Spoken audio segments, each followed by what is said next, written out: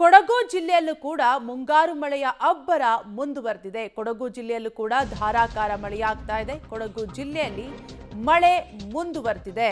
ನಾಳೆ ಶಾಲೆ ಕಾಲೇಜುಗಳಿಗೆ ರಜೆಯನ್ನ ಘೋಷಣೆ ಮಾಡಲಾಗಿದೆ.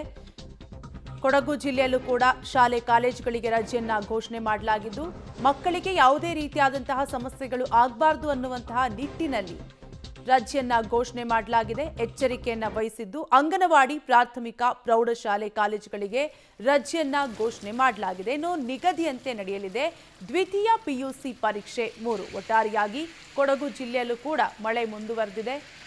ಮಳೆಯಿಂದ ಜನಜೀವನ ಅಸ್ತವ್ಯಸ್ತವಾಗಿದ್ದು, ಸಾಕಷ್ಟು ಅವಾಂತರವನ್ನೇ ಮಳೆರಾಯ ಕೊಡಗು ಜಿಲ್ಲೆಯಲ್ಲೂ ಕೂಡ ತಂದೊಡ್ಡಿದ್ದಾನೆ.